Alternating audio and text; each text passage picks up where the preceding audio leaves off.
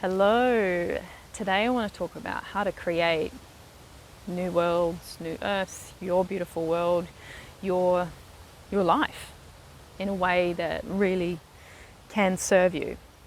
Once again, these are just notations. You can take what it is that you like, you can leave what it is that does not serve you. Now, when we're talking about creating, right, this sort of bringing in what it is that some could say the desire, or that is for your highest good, and hopefully the highest collective good. I'm sure that's a vlog for another day.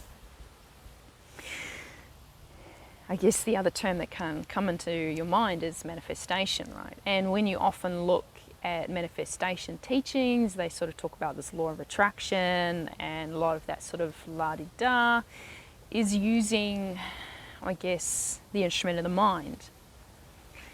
And it's good to remember that the instrument of the mind is actually an instrument of polarity. And an instrument of polarity can cause issues, especially when you're using it as a force to try and bring something into your life.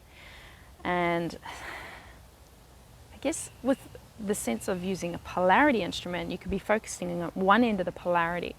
However, that does not limit the fact that that polarity encompasses all these other things on the scale, and that can bring in those other aspects of the polarity that you're actually trying to avoid, or you're really not wanting to bring into manifestation.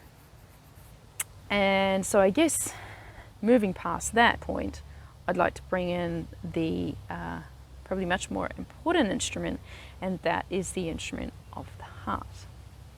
And the heart is not as much of a polarity instrument as the mind.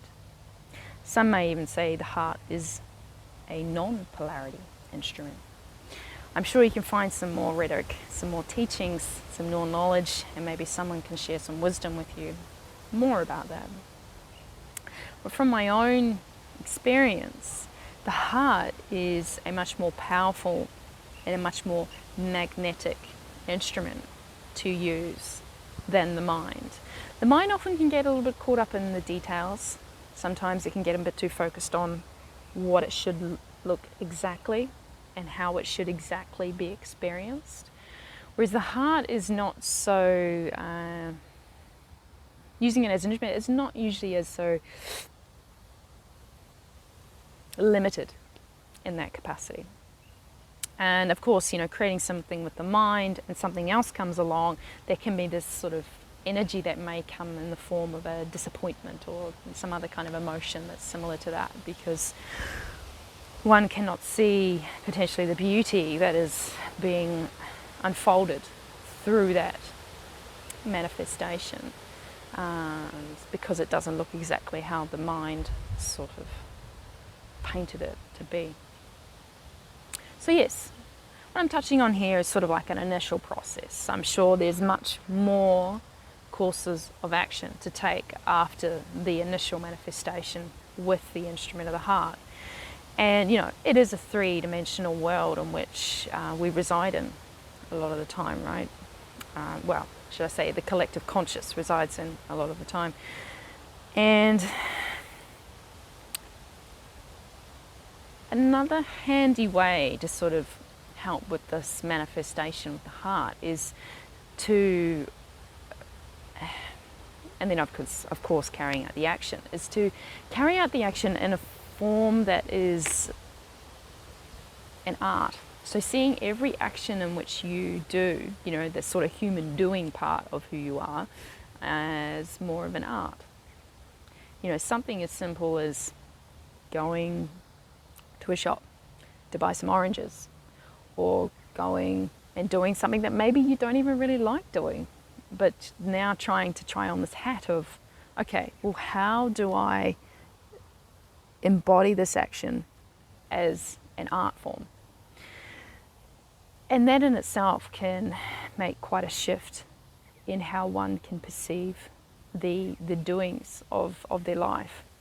Whether that, like I said, something that you do like doing or something that you're not very keen on doing, can really make a shift in that aspect.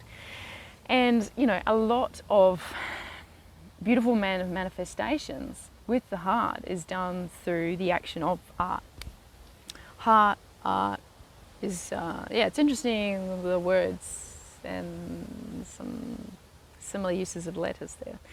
I'm sort of heading a little bit off where I want to go with that, so I'll leave that point just there for you to ponder on more if you wish. So obviously there's lots of different techniques in regards to entering the heart space. It's pretty safe to say that most cultures and most religions have a typical practice in which they will do to help oneself or a collective enter into that heart space. I'm not here to tell you which one you need to do or which one is for you. That is for you to decide. Yes, I'm sure you could go seek guidance from, if you sit in some kind of cultural box or religious box, or maybe some kind of spiritual group of some kind. Yes, maybe you want to go seek some sort of guidance. There is, you know, of course, particular religions will say that they will say there is a lot of danger into entering the heart space. And one can potentially see why that is the case and why that religion will sort of perpetuate those fears around entering the heart space. And so it's not really for me to judge. And so I do understand if one sits within a particular box, they will probably find it hard to actually find someone that will help with the guidance of taking them into that space, or even find the actual original teachings of how that box, you know, box being the group, the identity, would usually enter that heart space. And usually with those religions or boxes that sort of make out like it's a really scary and a very fearful thing to do, will keep a lot of that knowledge quite hidden. And so, yeah, a lot of the modern human, what defines a modern human, that's potentially another whole lot of video altogether. But what sort of defines a modern human, trying to put that in a nutshell. I guess someone that's alive right here in this moment. Someone that's often involved with what we might consider a lot of external technology. I guess there's a bit of a sense of lack of connection with sort of the internal world. And so, yeah, there can be a lot of blocks within certain energy points within one's body. And so the heart tends to be a place in which a lot of us do have blockages. So entering into that space, there will usually be a lot of sort of different sensations and feelings may come up. And yeah, so the guidance may be required. Just depends on the person and what it is that they need. This is also not to say that one cannot guide themselves. I am aware that some of us do have the ability to do that without the need of guidance. And so yes, entering into that heart space, it's a lot more about sort of the energy that you embody and the emotions that I guess that you have. I also understand that the emotion is not ever supposed to be stored within the body. So emotion sort of comes and goes, moment to moment to moment. But it's sort of like in each moment in which that you are recognizing that you're present, well, what sort of embodiment do you want to have? And the more of that sort of embodiment that you are practicing, especially if it's something to do with this manifestation, that will likely sort of magnetically bring more of that into your existence. And that can show up in ways that like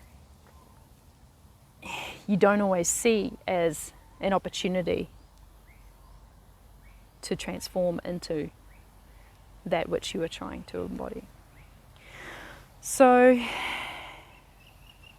as I sort of touched on before, when you're, I guess, using this instrument more than this instrument to bring in, you know, what it is that you're wanting to manifest, it can usually be more from a place that's actually good for yourself. Whatever label good is and what that entails for each and every single person, it's not something for me to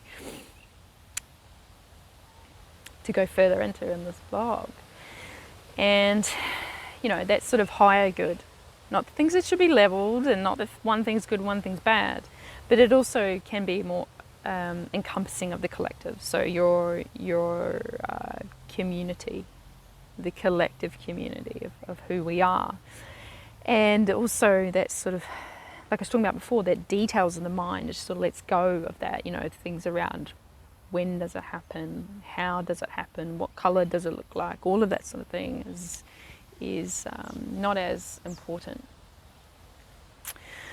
And I am aware that, and I do understand, there are other instruments within one's body that you can use to bring in and manifest, physical things, non-physical things into your existence.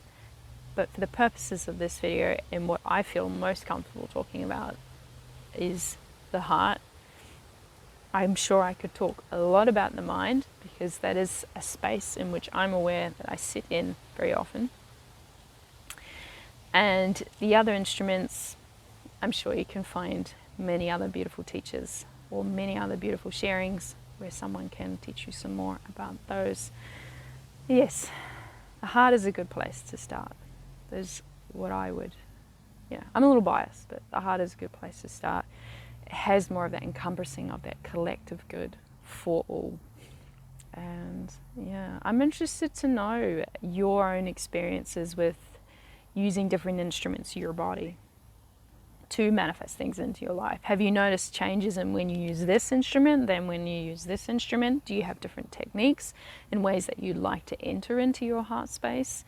Do you have anything else that you want to share? You're more than welcome to in the comment section down below, and I will see you soon.